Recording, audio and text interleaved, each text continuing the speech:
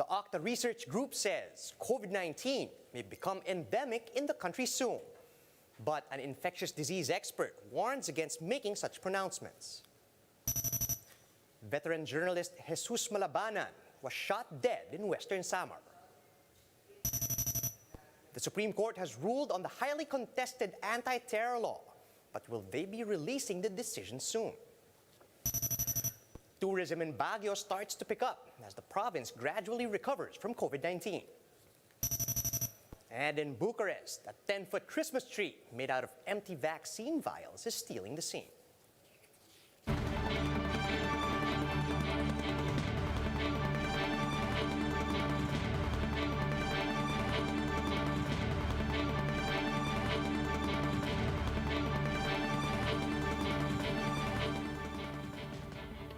Fast, focused, and fearless. Here's everything you need to know as you jumpstart your day. I'm Charles Lejano.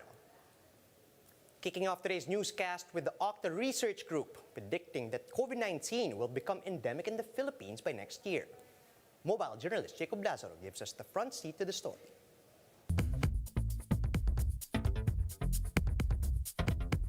With daily cases at their lowest since July last year, the country's healthcare system that was on the verge of collapse just a few months ago is now back on track. Average healthcare utilization rate is now at 20%. In Manila, quarantine facilities are virtually ghost towns at zero occupancy. So this is the nurses' quarters. As you can see, there's almost no nurses or healthcare workers here, but there are a few, as you can see, as most of them were actually deployed to the vaccination sites once the cases here decrease significantly. Christmas decorations are already up, their way of saying to each other, congratulations for a job well done. Reward na namin yun na napagaling namin yung mga patient. Microbiologist Father Nick Austriaco of the OCTA Research Group says if the trend continues, the COVID-19 may just become an endemic. Just like the common flu, COVID would still be highly contagious, but no longer dangerous to most people, and no longer be a cause for mass hospitalizations. If we can sustain our vaccination rates, if we can sustain our boosting, if we can obtain enough or at least some antivirals, we will be able to return to pretty much endemic levels, hopefully by next summer. The possible disruptor would be the emergence of another new variant. But so far, Austriaco says, the Omicron variant looks to be more contagious, but less deadly than the previous variants. It would just mean that the wave would come. We would have a large number of cases, and not as much as Delta because of the substantial population immunity that we have already. But hospitalizations would be spared. If this happens, Austriaco says, health protocols can be further relaxed to a more normal state by middle of next year. But for healthcare workers like Dominguez, it helps to keep their guards up. Yes, we're just on standby actually. In fact, we did well during the last surge, August and September, and we'll just be doing the same. Mobile journalist Jacob Lazaro, we are One News. But an infectious disease expert says it's dangerous to use the term endemic as early as now because this may lead the public to become complacent.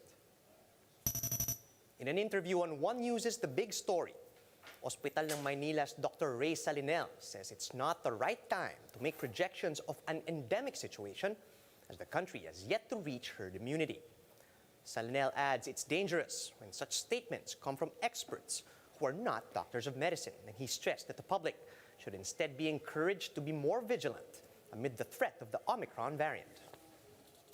Baka mamaya isipin ng mga tao, uy, okay na tayo, sige, tanggalin na natin yung mask, tanggalin na natin yung face shield, kahit na malinis, maruming kamay natin, okay lang, kahit na magyakapan tayo dyan, kahit na mag-reunion tayo, mag-party tayo, go. Diba? Bigla mo ibababa yung, yung protection. Delikado yun. Kasi nga, premature pa lang po yung mga data, yung pong mga nalalaman natin tungkol dito kay Omicron. So, kailangan doble ingat pa nga tayo. Salinel also says that the data on the Omicron variant is still premature. And he says that although it's highly possible that this variant is more transmissible than other strains, the public should wait for more conclusive reports. Ang alam lang natin is talagang napaka-grabe yung transmissibility niya. Sobrang nakakahawa talaga siya. Premature pa lang itong data na nare-receive natin. We still need to wait for further like 2 or 3 or 1 month pa, 4 weeks, bago natin maghintay tayo ng mga mas conclusive report para masabi natin kung ano talaga yung tunay na mukha nitong Omicron. Most COVID-19 patients at the ICU of Philippine General Hospital are unvaccinated. PGH spokesperson Jonas Del Rosario revealed this in an interview with 1PH sa Totoo Lang. Del Rosario says just a small portion of their ICU patients are vaccinated, but have other illnesses that aggravated their condition. Overall, he said that the total COVID-19 patients admitted at the state hospital has dropped to below 100. Ngayon po ay down to about 57 patients po na may COVID ang nasa ospital ng PGH. At kung magkaroon kami ng admission, mabibilang na lang sa daliri, mga 1 to 5 patients in a day, no? Na malayo sa numero noon ng mga 20 to 25 patients during the surge ng Delta. So, in terms of COVID numbers, totoo po na bumababa, consistently bumababa yung bilang, although hindi pa totally zero. As the country awaits the Supreme Court's final decision on the anti-terrorism law, petitioners fear that this measure might be used against the opposition in next year's polls. Marlene Alcaide with the report. Supreme Court justices have already reached a decision on the constitutionality of the anti-terrorism law, but the High Tribunal has yet to release its final ruling. Supreme Court spokesperson Attorney Brian Osaka says they have to accurately confirm and tally the votes on the numerous issues on the case. A total of 37 petitions were lodged to challenge the measure. Senatorial candidate Attorney Nery Colmenares, one of the petitioners, is hopeful that the law will be declared null and void, especially Section 4, which defines terrorism. Ang definition nga naman ng terrorism is overbroad and very talaga vague, no, that it could encompass anybody. Depende sa definition nila ng intention mo. Ang daming batas diyan, bawal naman sa revised penal code yung bomba, pagpatay, pagmassacre. Bawal naman sa Human Security Act yung mag-commit ka ng terrorist acts. So ano pa yung kailangan diyang batas na yan? Is for the dissenters and for the activists and for the opposition. That vague definition of terrorism, says Colmenares, may be used to harass those running for the opposition in the 2022 elections. It has a devastating effect in the elections is because precisely the president is given the power to order the arrest of anyone. Dangerous talaga yan na poder sa presidente, especially since may election na darating. The National Union of People's Lawyers is also awaiting the SC's final decision. It is with both excitement and anxiety to learn that the highest court has finally voted on the various transcendental issues on the Anti-Terrorism Act. The Office of the Solicitor General said that these petitions should be dismissed. The OSG had argued in the past that the law will not implicate those who are not involved in acts of terrorism. Pending the release of the results, petitioners believe they have a strong case with 37 challenges filed before the High Court. For News 5, Marlene Alcaide, we are One News. Journalist Jess Malabanan was shot dead yesterday in Calbayog, Western Samar. According to Malabanan's wife, Mila, they were watching TV at their store at around 6 p.m. when the journalist was shot at close range. But she said they could not identify the gunman because it was dark, and Malabanan died at the scene from a head wound. He was a Pampanga-based correspondent of the Manila Times, Bandera, and Reuters. And according to his colleague, journalist Manny Mogato, Malabanan helped Reuters in the drug war stories that won a Pulitzer back in 2018.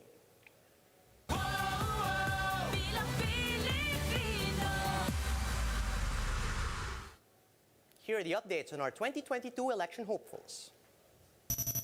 Vice President Leni Robredo says having a trustworthy government is crucial to boosting the economy. And speaking at the Arrancada Forum earlier this week, Robredo said another important thing is that the government must empower its people. And lastly, Robredo said that the government must be modernized and must be trained to use technology to pave the way for digitalization, which is seen to unlock the economy. Meanwhile, Senator Ping Lacson says corruption and economic inequality are the real enemies of Filipinos.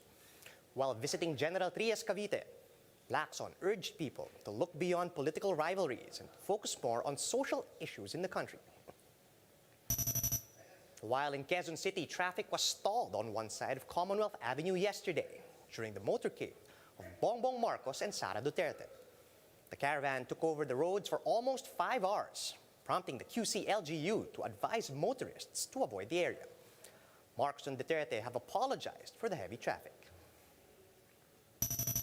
Now on to local politics. Marikina 2nd District Representative Stella Quimbo says she's not going to take sides between incumbent Marikina Mayor Marcy Teodoro and 1st District Representative Bayani Fernando.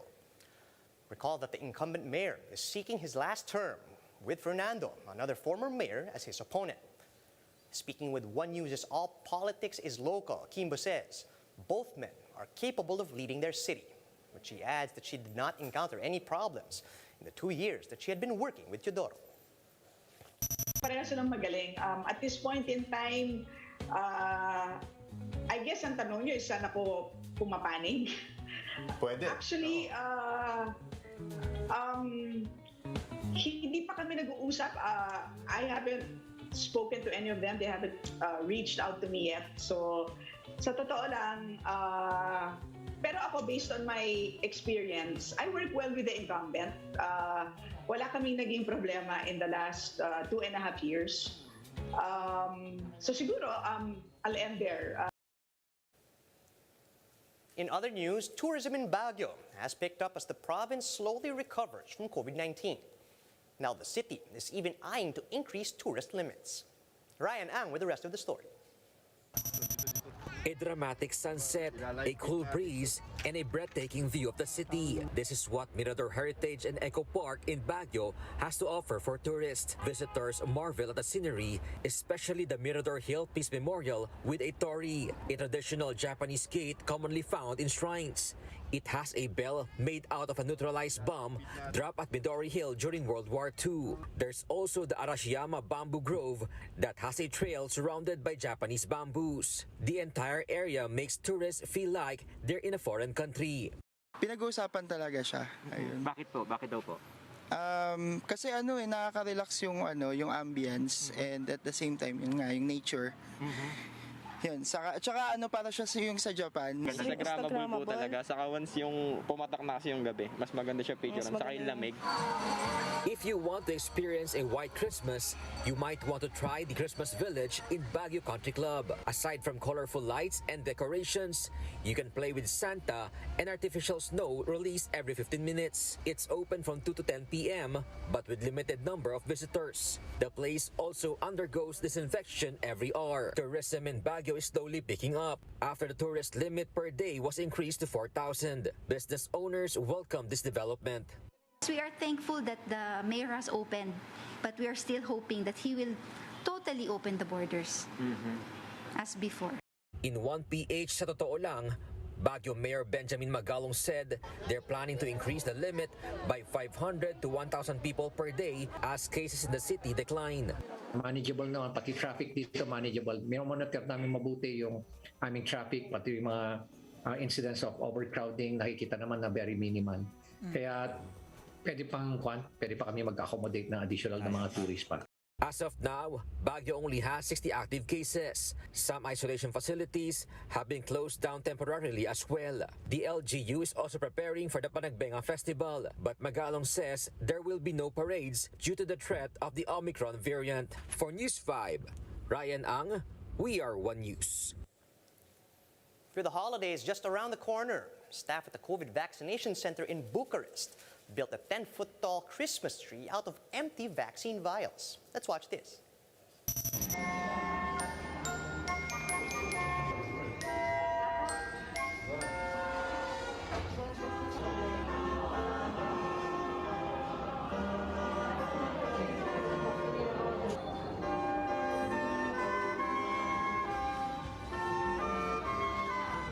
Bradul pe care îl avem aici este un brad făcut exclusiv din flacoane de Pfizer, flacoane strânse de pe data de 1 martie, flacoane folosite de la beneficiari vaccinați în acest centru, undeva la 19.000 de flacoane se află în acest brad. Baza este făcută cu flacoane de la Moderna, iar cadourile sunt de la Johnson.